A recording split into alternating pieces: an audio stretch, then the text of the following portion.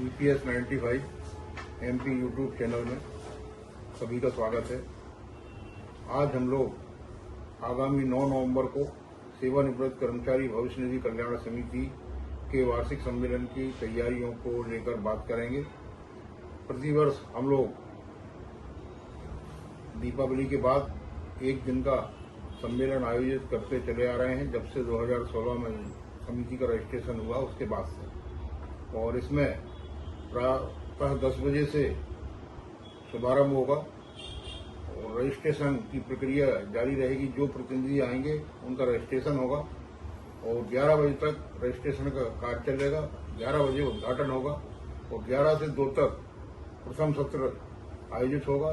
दूसरा सत्र लंच के बाद 3 बजे से होगा। 5 साढ़े 5 बजे तक यह पूरा दिन चलने वाला है। और इसमें खासतौर से जो हायर पेंशन की बात है, जिसमें भोपाल की इकाई को काफी हद तक बहुत सफलता मिली है और लगभग 5,500 लोगों की हायर पेंशन हमारे यहाँ भोपाल रीजन में बन चुकी है। और आगामी समय में जो लोग नौकरी में हैं उनका काम अभी शुरू नहीं हुआ है, तो उनकी पेंशन का काम भी इस महीने शुरू होने की उम्मीद है।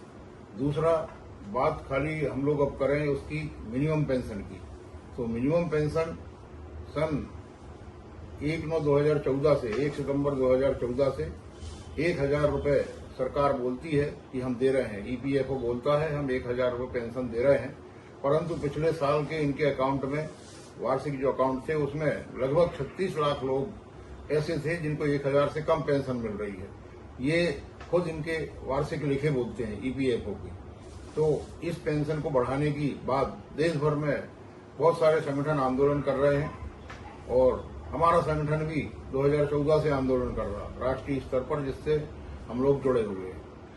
निवृत्त कर्मचारी 1995 राष्ट्रीय समन्वय समिति, तो इस संगठन से हम जुड़े हुए हैं। यह भी आंदोलन कर रहा है और दूसरे संगठन भी आंदोलन कर रहे हैं।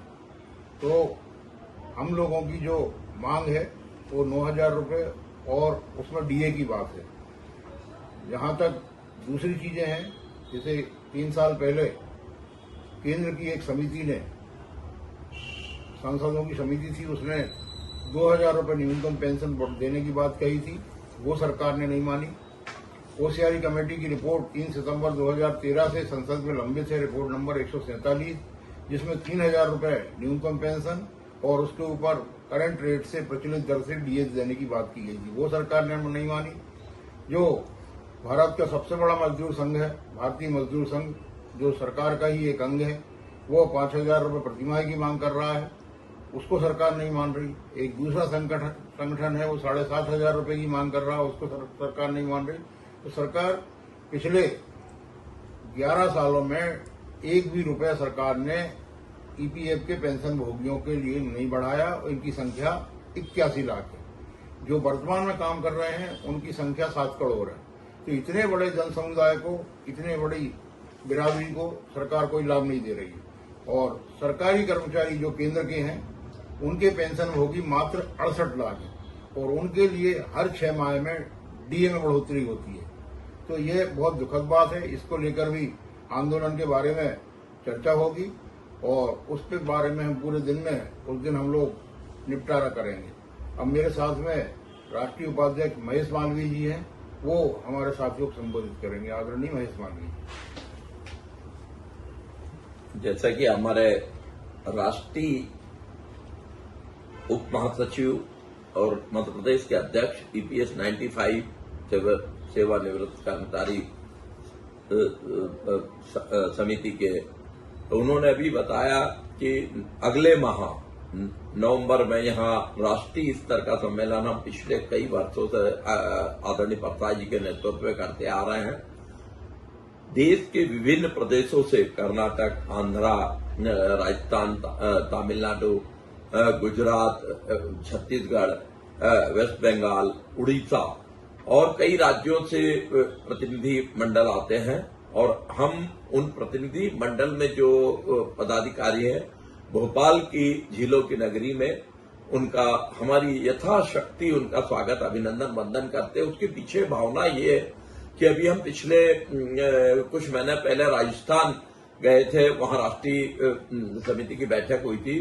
आदरणीय परसाई साहब ने जो सुझाव दिया था, वहां के अध्यक्ष बनवारी लाल शर्मा जी ने पूरा माना और बहुत शानदार बैठक हुई। और हमारे यहाँ भी कई बैठकें हो चुकी। 2023 में भी एक शानदार बैठक यहाँ हुई थी राष्ट्रीय कार्यकारिणी की, वर्धा में हुई थी और भुवनेश्वर, कई जगह। कहने का तात्पर्य ये कि हम जिस क्षेत्र की जिस चीज के लिए लड़ाई लड़ रहे हैं, हायर पेंशन के लिए, जैसे परसाई साहब ने अभी बताया, पिछले 11 वर्षों से जो पूर्व की सरकार, डॉक्टर मनमोहन सिंह जी की सरकार ने एक कमेटी गठित की थी, कोश्यारी कमेटी, और उस कोश्यारी कमेटी ने 2013 में अपने रिकमेंडेशन दे दिए थे।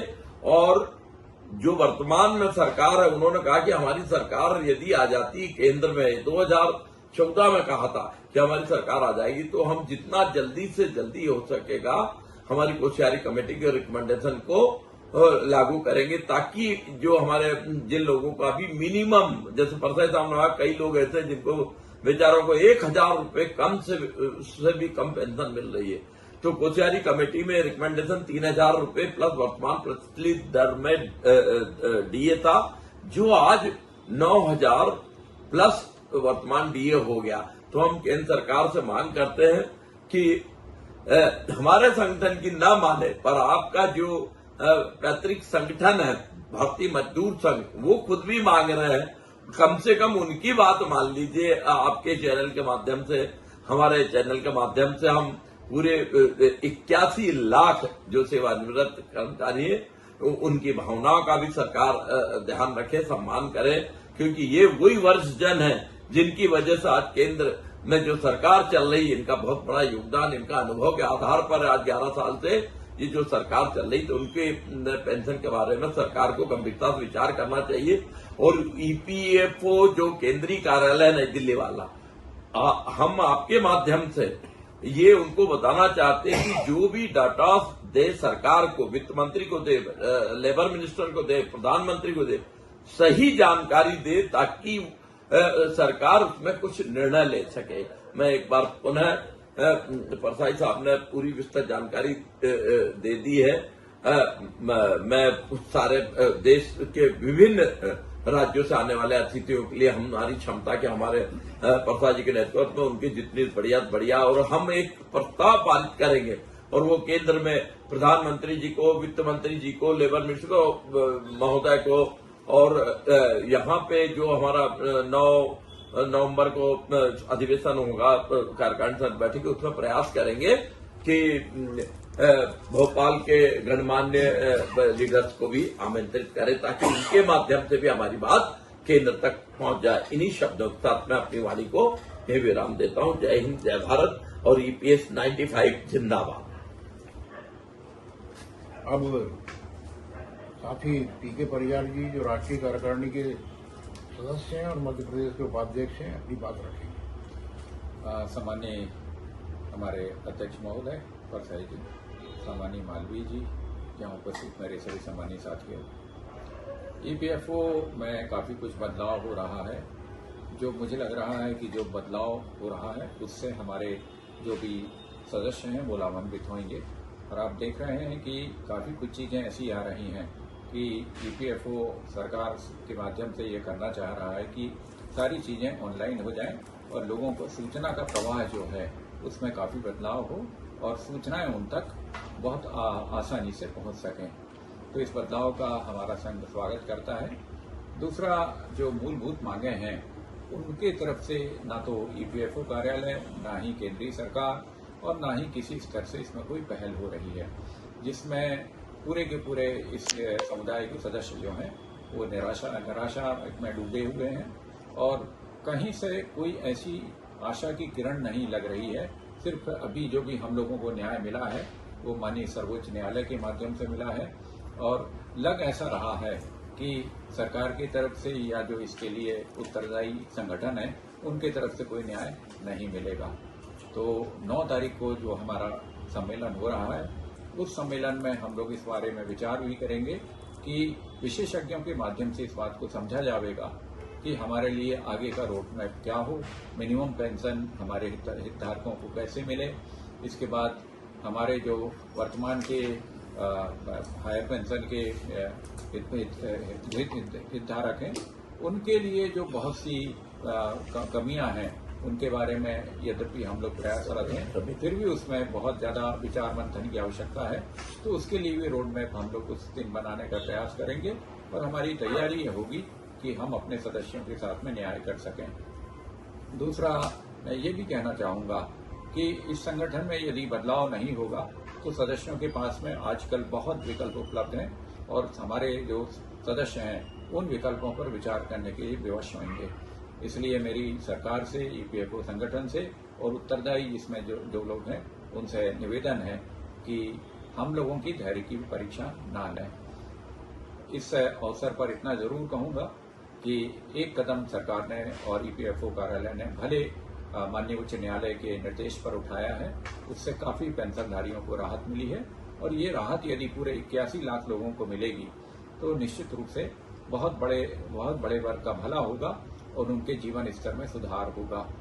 हम कल्पना भी नहीं कर सकते हैं कि आज के समय में 1000 रुपये से जिन्हें पेंशन कम मिल रही है उनका जीवन यापन का स्तर क्या होगा, उनके साथ में क्या सम्मान और उनके साथ में किस तरह का जो मेडिकल उनको समय सुविधाओं की आवश्यकता होती, उनकी पूर्ति की आप कल्पना भी नहीं कर सकते हैं। मुझे लगता है कि ये कुछ असफलताएं हैं जिनके बारे में हमें सोचने की आवश्यकता है, लेकिन हम इस बात को भी जानते हैं कि असफलता एक चुनौती है। असफलता एक चुनौती है, इसे स्वीकार करो। क्या कमी रह गई देखो और सुधार करो।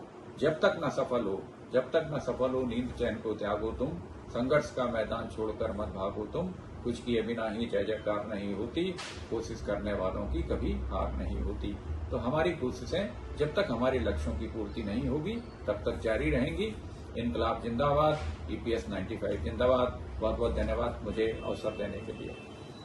एक बात और साथियों, ये हम पहले ही बताते रहे हैं कि ये हमारे संगठन का यूट्यूब चैनल है और इसकी शुरुआत इसलिए की गई कि बहुत सारे यूट्यूब चैनल देश भर के हमारे पेंशन भोगियों को भ्रमित करते रहते हैं। आज से पेंशन इतनी हो गई, कल से इतनी हो जाएगी, कोई 15 अगस्त से हो जाएगी, 2 अक्टूबर से हो जाएगी। तो ऐसे किसी चैनल के बारे में लोग भ्रमित ना हो और इसकी शुरुआत इसलिए की गई है कि हम अपने साथियों तक सच्ची बात बोल सकें। इनकलाब जिंदाबाद, कर्मचारी एकता जिंदाबाद, ईपीएस 95 जिंदाबाद।